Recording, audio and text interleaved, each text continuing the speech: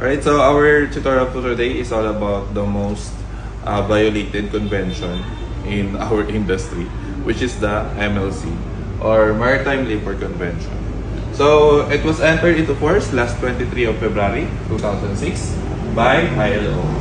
Okay, so tama po yun na marami pong mga seaman na nagsasabi po ILO po yung gumawa, hindi po yung IMO, and that is correct.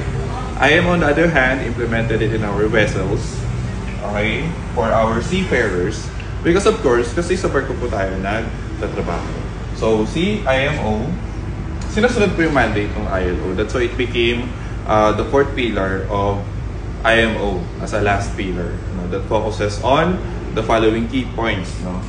So it established the minimum working and living standards for all of us seafarers on board the vessels, including the minimum age. So normally, hindi ka makasampa ng barko kung hindi ka po 18 years old and above.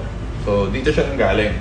Kasi dati, nung history po nitong MLC, mga 16 years old, pwede na sumakay, 15 years old. At actually, nung wala pang MLC, like, parang we are neglected, ng mga tao on board the vessel. And ILO, we're very thankful to ILO that they created the MLC for all of us. So ngayon, mas systematic na po yung pag-recruit. We already put up standards on those people na sasampa po sa barko at kung ano yung buhay natin sa barko. Also, ayan, contract. We are also guided with that. So, also work and rest hour. Later on, i-discuss natin ito siya. Ito yung pinaka-violated na convention nga, as mentioned, because of hours of work and rest hour. And also payment on wages. So, sahod natin. So, sinset po yan sa ILO standards. And repatriation, of course, libre yan.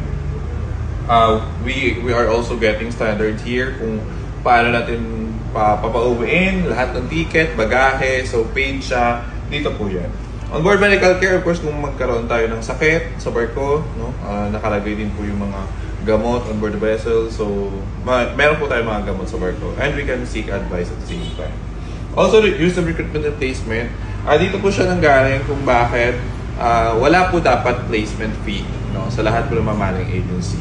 So, dapat pag sumasampa po tayo ng barko, hindi po tayo magbabayad ng kahit ano. From medical, visas, mga ganun. So, it's very important for us na hindi po magbayad kasi yun po yung regulation ng MLC.